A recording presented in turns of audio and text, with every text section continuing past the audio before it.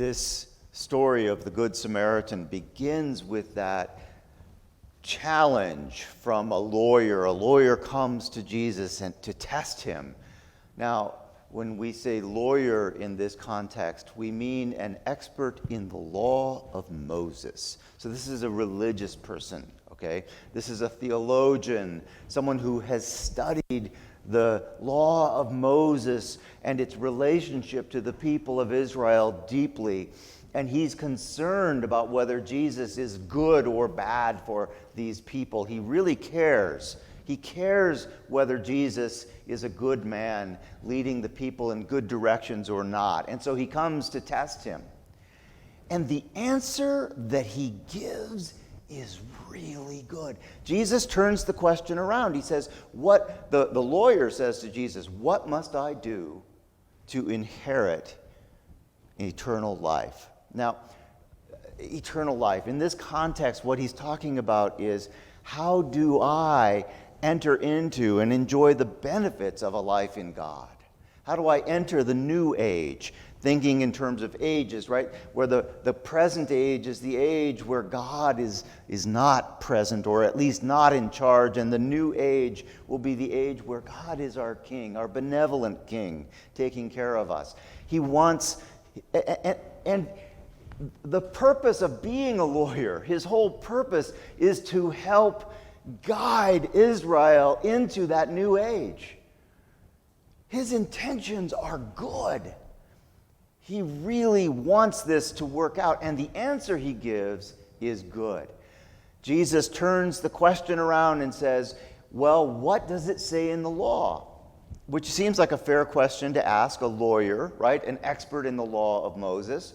And he says, well, in the law, what it says is that you should love the Lord your God. And he quotes the Shema, this central prayer that is said every single day in Jewish observance, right? He says, you should love the Lord your God with all your heart, with all your strength, with all your soul, and with all your mind. And you should love your neighbor as yourself. I mean, that's the perfect answer. It's absolutely right. And Jesus responds that way. He says, you have answered correctly. Live this way. Behave this way. Follow that law, and you will live. Not just be alive. You will live. You will experience that new age where God's kingdom is known, where God's love is poured out upon God's people, and they know that love, and they share that love with each other. This is good news. And then things sort of fall apart for this lawyer. He says, who exactly is my neighbor? Who am I obligated to be neighborly to? Who am I obligated to love as I love myself and as I love God? And that question reveals an important truth. It reveals a truth about human nature.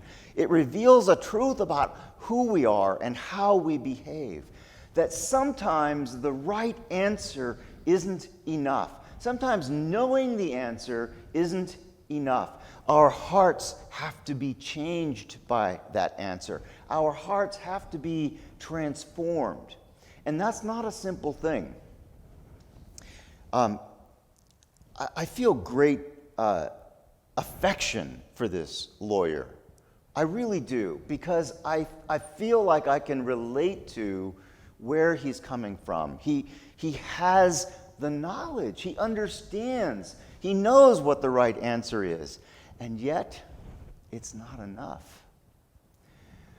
When I was in seminary in 2001, it was my second year of seminary, I took this wonderful class, Introduction to Judaism, taught by and I hesitate to say his name, but I'm going to say it because he was just such a great guy. Jack Moline, Rabbi Jack Moline was his name.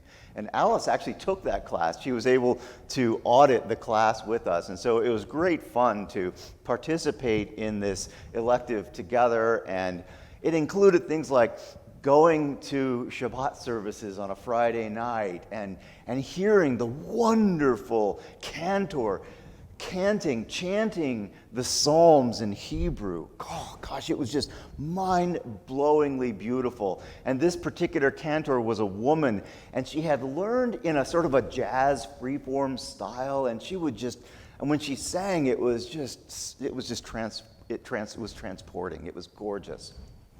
And over the course of this class, and it was a semester-long class, so 15 weeks with Jack, he really brought us in a loving and inclusive way and showed us the heart of Judaism from a loving perspective. He was a conservative rabbi, and he said, we have to get along. He said, the conservatives are the Episcopalians of the Jewish world, right? Looking for that middle way, trying to understand and make things work between different opinions and all of this sort of thing.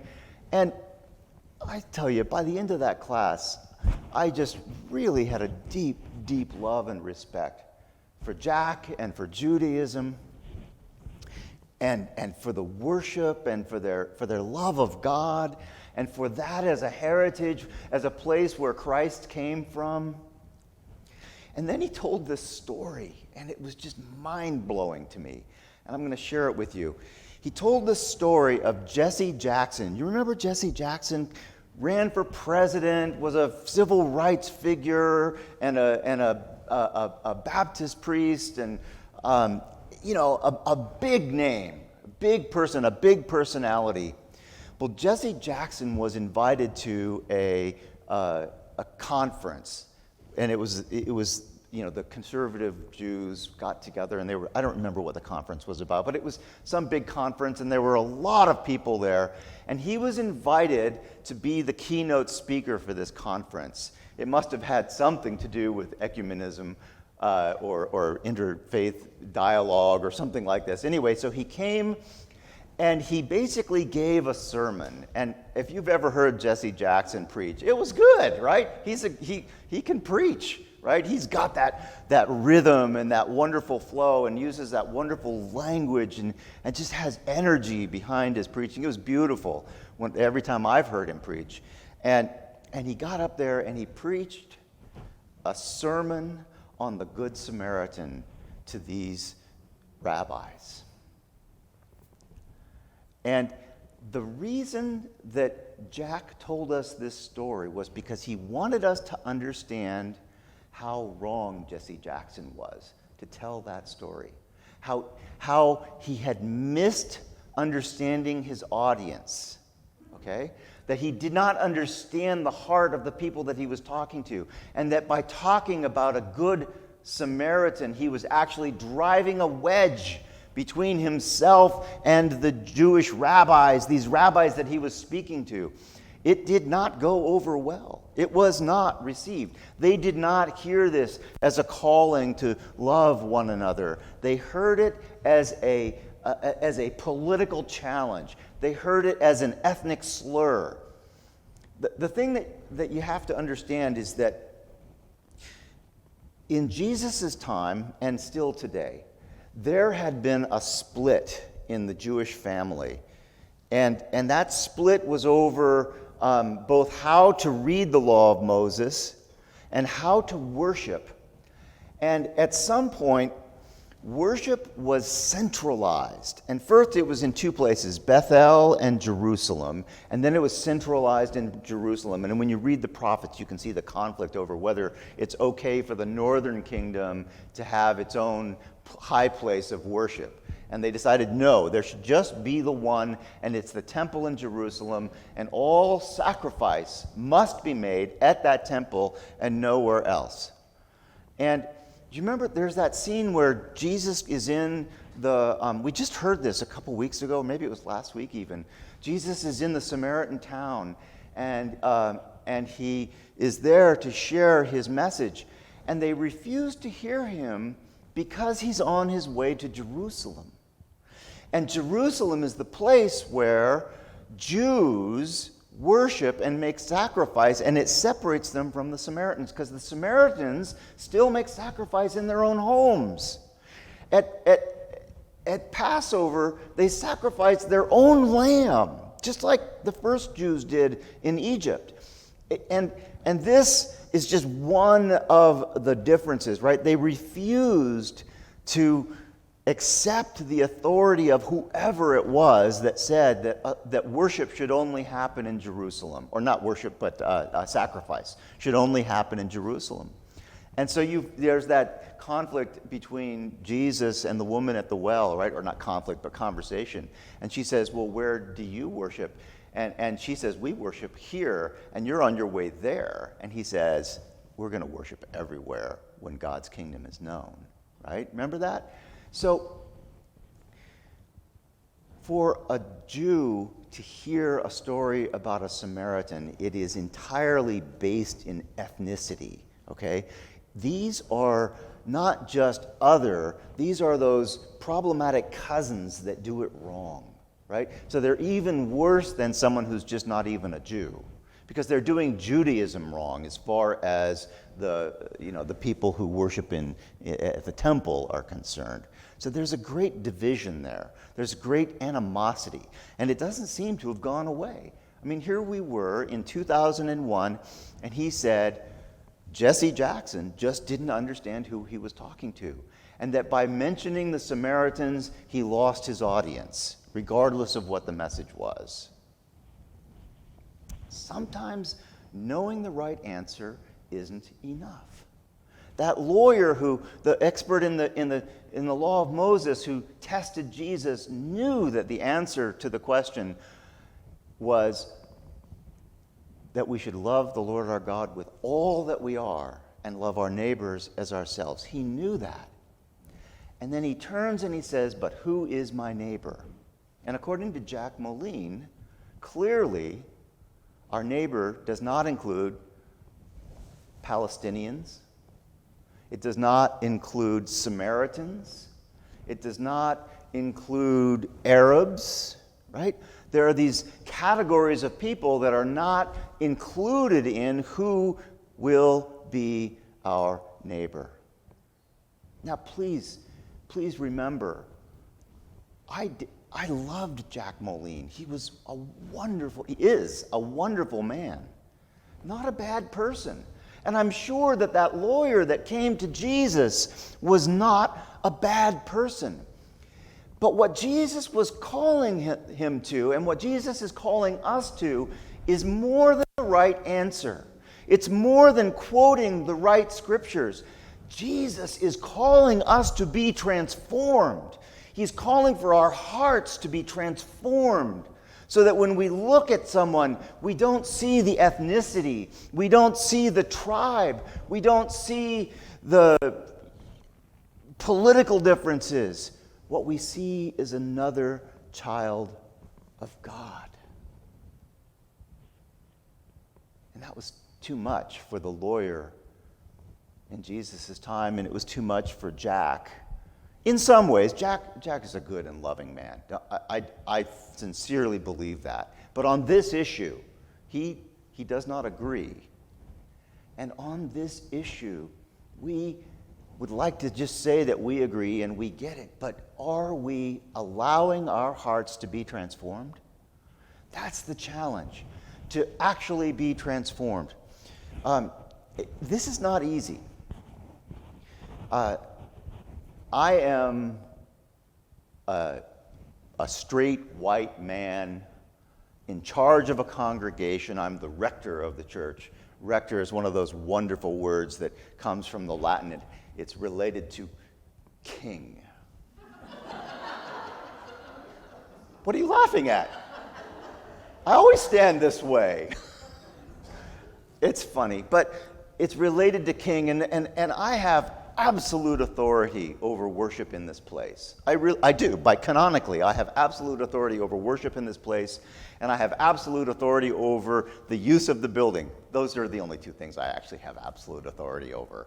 I actually knew of a priest, I didn't meet him, but I read about him, who was in a congregation that I served, who had the key to the power box, the light switch, and he would lock the light switches off when he left so that nobody could do anything in that building without his permission. I wonder if there was some conflict involved. I just wonder, okay?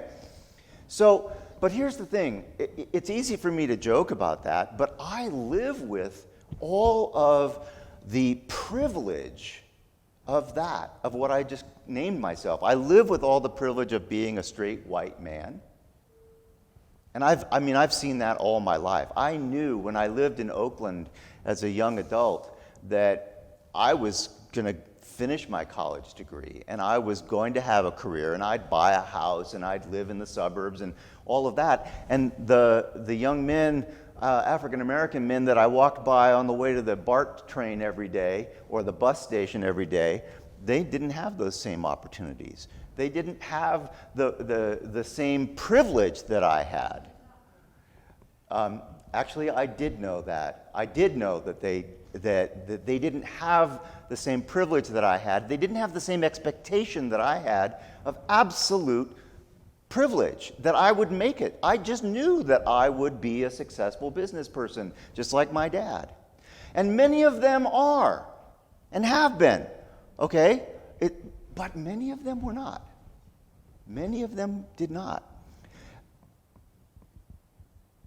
And I'm the rector of this congregation, and so I make decisions and people do it. And I say things and people accept it.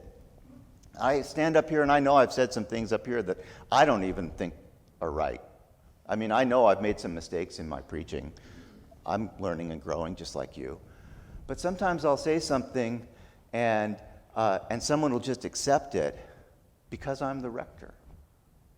They'll do what I said, even though it's not the best thing to do, even though they had a better idea.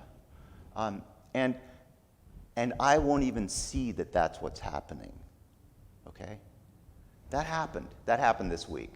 I had to apologize because I just ran roughshod over someone's idea. I did not know that I was doing that, but I did it. And I did it because of my privilege. And because of my privilege, I didn't have to see it. I didn't have to be careful. And I wasn't careful this time. And so what I need my heart to be transformed. And that's a hard thing to do. I know what the right answer is.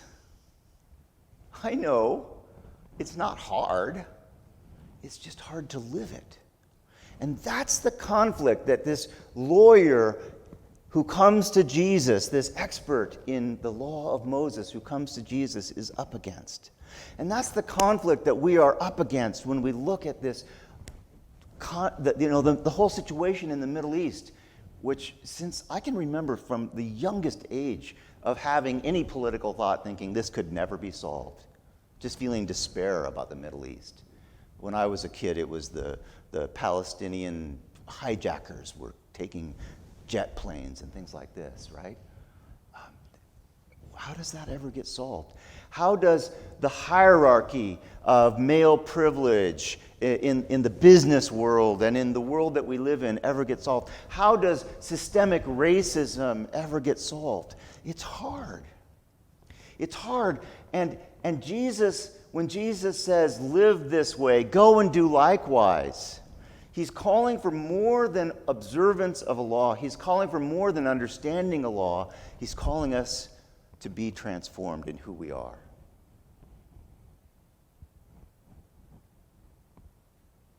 That takes being vulnerable. It takes courage. And it takes the support of loving people around you. It does. We can do this together, and we won't get it right, and we'll make mistakes, but we can move in that direction. We can live this way. Love the Lord with all our heart, soul, strength, and mind, and love our neighbors as ourselves. I love that twist at the end where Jesus doesn't answer the question, who is my neighbor? What he calls us to do is to be good neighbors. It's not about judging the other, but to be transformed and to be a neighbor to everyone, especially those in need.